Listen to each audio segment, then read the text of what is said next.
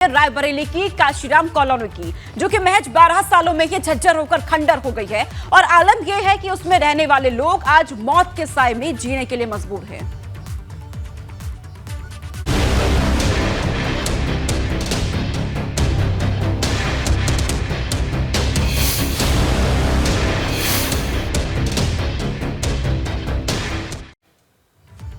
तो रायबरेली की काशीराम कॉलोनी में भ्रष्टाचार सामने आया है। 12 साल बाद ही पूरी कॉलोनी झज्जर हो गई है। दहशत के साए में लोग रहने के लिए मजबूर हैं। काशीराम कॉलोनी में कभी भी बड़ा हादसा यहां पर हो सकता है। दरअसल साल 2010 में सूबे के निवर्तमान मुख्यमंत्री मायावती ने काशीराम योजना के तहत कॉलोनियां बनवाकर गरीबों के रहने की व्यवस्था यहां पर कराई थी। लेकिन अभी 12 साल बाद पूरे 12 साल भी नहीं बीते हैं कि कॉलोनी पूरी तरह से जर्जरिया हो चुकी है। छज्जे गिर रखी हैं, छत की सरिया और गिट्टियां गिरकर छत को कमजोर कर रही हैं। 4 तस्वीरें हम आपको दिखाने जा रहे हैं जो इस खबर से जुड़ी हुई है। ये तस्वीरें आपकी टीवी स्क्रीन पर देखिए कि कैसे 12 साल बाद ही जर्जर हो गई है पूरी कॉलोनी। काशीराम कॉलोनी में रहने वाले दर्जनों परिवार दहशत के साए में जीने को मजबूर है। वहीं तीसरी तस्वीर, दीवारें और छतें ढहने का डर लोगों को अब सता रखा है। वहीं जिम्मेदारों ने चुप्पी साध ली है। जब अधिकारियों से जो इसके जिम्मेदार है उनसे सवाल किए जा रहे हैं तो उनकी तरफ से चुप्पी साध ली गई है। इस मामले में कुछ भी नहीं कहा जा रहा है। तो काशीराम कॉलोनी जो कि झज्जर हो चुकी है, 12 साल भी पूरे बीते नहीं है कि यहाँ पर पूरी कॉलोनी खंडर हो चुकी है। लोग डर के साए में जीने के लिए मजबूर है। कभी भी यहाँ बड़ा हादसा हो सकता है। और इसी से जुड़ी हुई ये 4 तस्वीरें आपके टीवी स्क्रीन पर हम आपको दिखा रहे हैं। जबकि जब सवाल अधिकारियों से पूछे जाते हैं तो उन्होंने चुप्पी इस पूरे मामले में साध ली है। तो काशीराम कॉलोनी में रहने वाले बाशिंदों को डर सता रखा है। किसी भी वक्त कोई बड़ा हादसा यहाँ हो सकता है। ऐसे में अपने परिवार को लेकर आखिर जाए तो जाए कहां, ये सवाल बना हुआ है। यहाँ का हाल ना पूछिए साहब। हम लोग जिस वक्त आंधी आती तो हम लोग मैदान में आ जाते। एकदम जर्जर हो रही कॉलोनियाँ।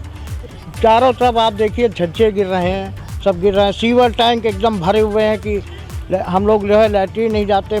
सीवर टैंक रोड के ऊपर बह रहे हैं। क्या करें हम लोग, बस डर डर के रह रहे हैं यहाँ पे और कुछ नहीं। और बच्चे भी हाँ, परिवार है।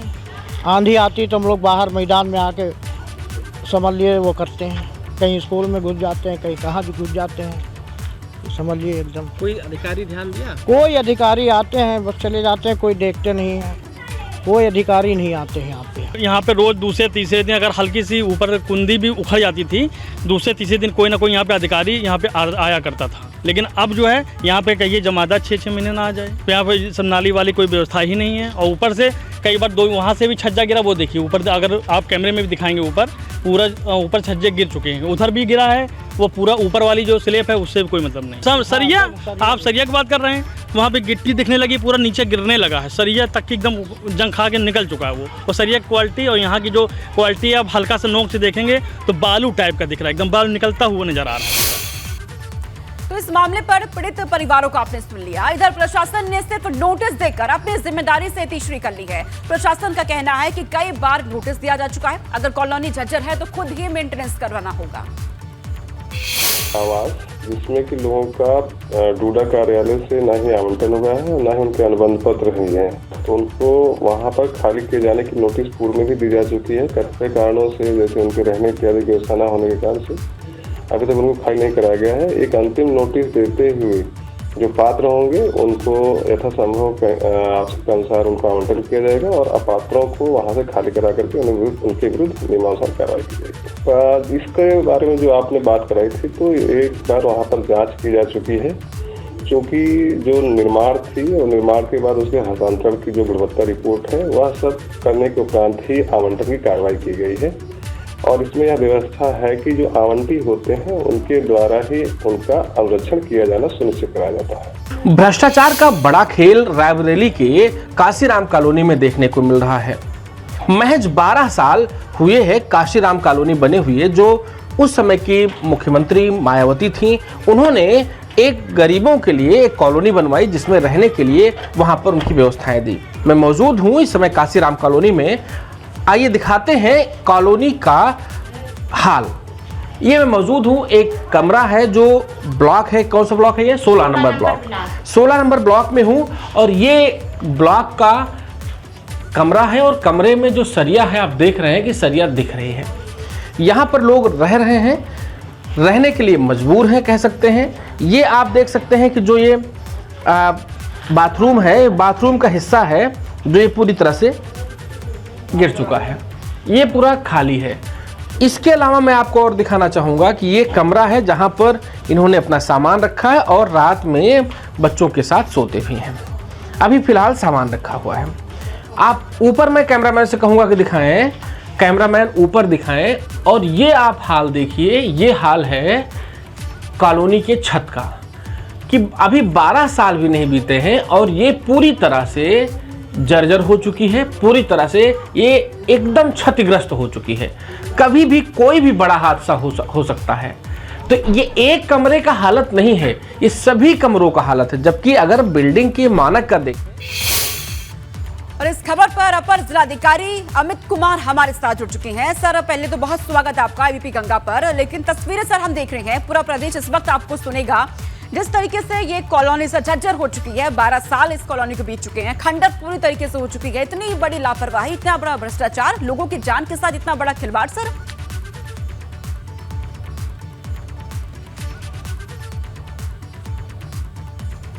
अमित जी, आपको मेरी आवाज आ रही है?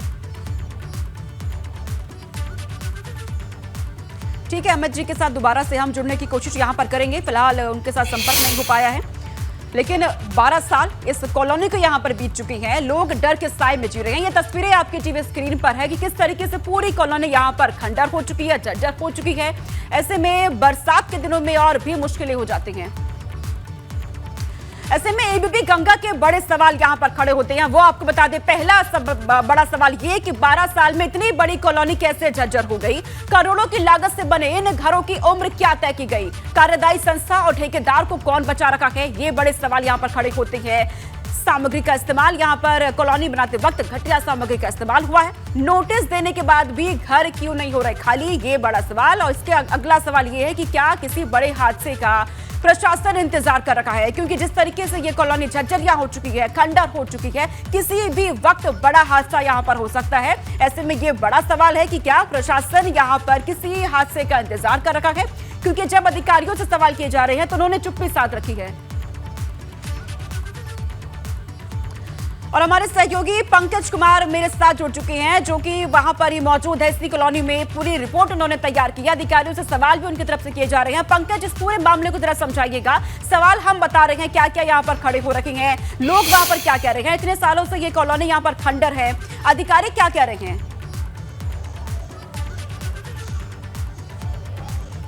जी, आपको बता दूं, मैं इस समय मौजूद हूं काशीराम कॉलोनी में, और जो काशीराम कॉलोनी है ये मेरे ठीक पीछे है और आगे भी पूरी कॉलोनी बनी हुई है। मैं आपको दूर से तस्वीर दिखा रहा हूं कि ये जो तस्वीर है वो पूरी तरह से आपको जब कोई दर्शक देख, महज 12 सालों में ही ये पूरी तरह जर्जर हो चुका है। और जो ये कॉलोनी है, ये कॉलोनी 12 साल हुए इसको बने हुए, और पूर्व मुख्यमंत्री उत्तर प्रदेश की मायावती ने इसको गरीबों के लिए बनवाया था, इसमें गरीब रह सकें। सबसे बड़ा सवाल यहाँ पर गरीब रह सकें। सबसे बड़ा सवाल यहाँ पर यह है कि अगर एक सरकारी बिल्डिंग का मानक 12 साल ही होता है तो इसमें प्रशासन को भी कदम उठाना चाहिए कि इसको खाली करा के दूसरी जगह शिफ्ट कर देना चाहिए। अगर मानक के अनुसार ये बिल्डिंग अभी भी स्वस्थ है, फिटनेस इसका सही है, तो इस पर कार्रवाई, जो कार्यदायी संस्था थी या जिस विभाग ने इसको बनवाया था, उस जिम्मेदार पर कार्रवाई विभाग क्यों नहीं कर रहा है? उसकी जिम्मेदारी क्यों नहीं तय की जा रही है? क्या 12 सालों में ही कोई भी मकान या कोई कॉलोनी जर्जर हो सकती है? क्या वो खंडहर हो सकती है?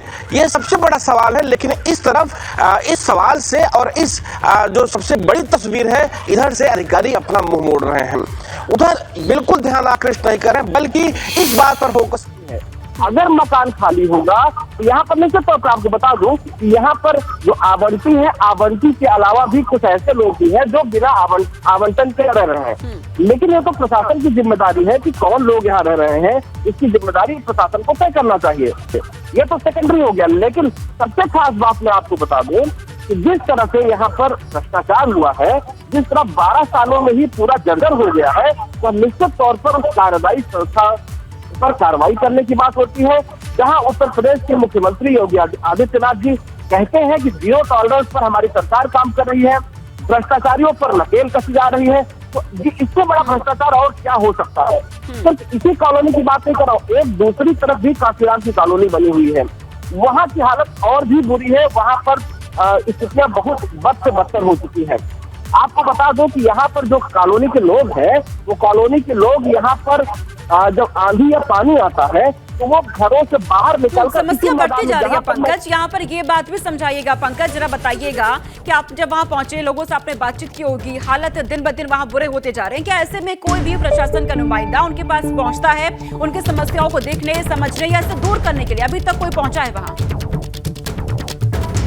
देखिए, जब मामला काफी गर्माता है तो प्रशासन के लोग यहाँ आते हैं। गर्माता है तो प्रशासन के लोग यहाँ आते हैं, आकर यहाँ जांच करते हैं, जांच करने के बाद फिर चले जाते हैं। लेकिन कोई भी प्रशासनिक अधिकारी अभी तक मुझे इस बात के लिए आश्वस्त नहीं किया है या इन कॉलोनी में रहने आपके पास लौटते हो पंकज, लेकिन देखिए लगातार जिले के अधिकारियों को फोन किया जा रहा है एबीपी गंगा की तरफ से, लेकिन कोई भी अधिकारी फोन उठाने को तैयार नहीं है। हालांकि अगर फोन उठा भी लिया जाता है तो कोई भी जवाब देने को तैयार नहीं है अधिकारी, क्योंकि एबीपी गंगा जो कि लगातार इस खबर को दिखा रहा है, फोन किए जा रहे हैं उन अधिकारियों को, सवाल उनसे पूछे जा रहे हैं कि आखिरकार ये लोगों के लिए व्यवस्था कब यहाँ पर होगी, इतना बड़ा भ्रष्टाचार, इतनी बड़ी लापरवाही लोगों के साथ कैसे वहां पर हो रही है।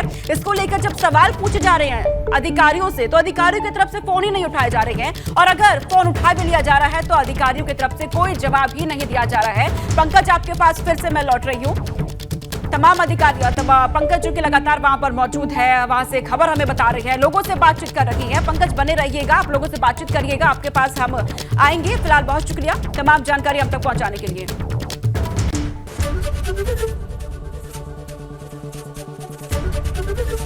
एबीपी गंगा, खबर आपकी, जुबान आपकी।